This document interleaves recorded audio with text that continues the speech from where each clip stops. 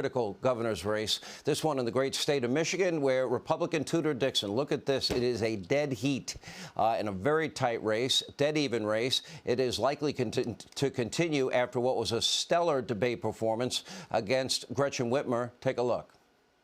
Mrs. Dixon says that I kept students out longer than any other state. That's just not true. I worked closely with my Republican and Democratic governors, and kids were out for 3 months. Yeah, I'm pretty sure I just heard an audible gasp around town when Gretchen Whitmer said that kids were out of school for 3 months. Perhaps she wasn't paying attention to what was actually happening.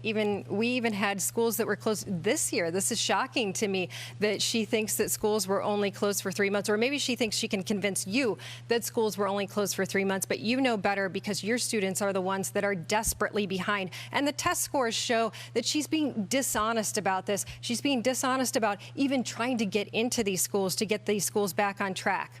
3 months. Detroit had closures for at least 22 months. Ann Arbor, 22 months. Flint, Michigan, 22 months. Most schools were closed for more than 12 months.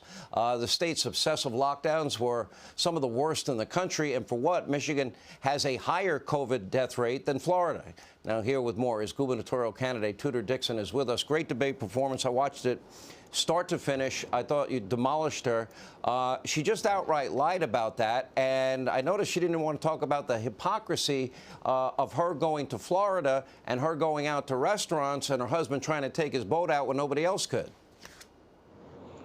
Look, this was a huge moment for Gretchen Whitmer. She had the opportunity to answer to parents, to try to appease parents when they looked at her cruel COVID policies and saw that she locked our kids out. And now we see these test scores that have Michigan in the bottom 10 in the nation. And she decided to, instead of talking about it, try to gaslight parents and say, no, I didn't actually have your kids out of school. Across the state today, parents are appalled. This was her opportunity to try to win parents back. And she decided to say nothing about it. She decided to lie about it. But even worse, Sean, she came out and she attacked me for talking about parents' concerns about books in school. She actually mocked parents and said books are not dangerous. Can you imagine? When I was on your program just last week, we talked about the fact that Democrat parents are rising up and saying they don't like this sex and smut in schools. They don't like the sex and gender theory in their schools. And she made fun of them last night on the debate stage. It is absolutely shocking, her performance. But today, Democrats are rushing to her rescue.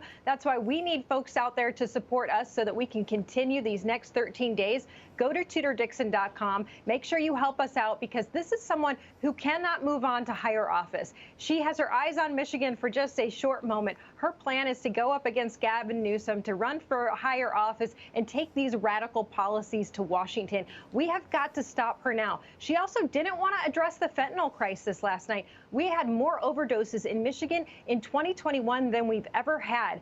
They asked about the drug problem. They asked about what she could do to address this crisis. She started talking about health care and going off on how people need health care, never addressing the fact that we have an open border, that we have a fentanyl problem in the state of Michigan, that we have got to support our police officers. In fact, she even had the opportunity to sit down with our sheriffs over the weekend, and she denied them. She said, no, she didn't have time to sit down with the sheriffs. She is not looking at the critical problems in the state of Michigan, and now she's mocking parents. Not a good look for this election.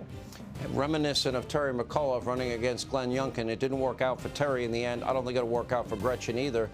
Great job last night. I watched the whole debate. I thought you did phenomenal, and I think you exposed her radicalism. Thank you, Tudor Dixon.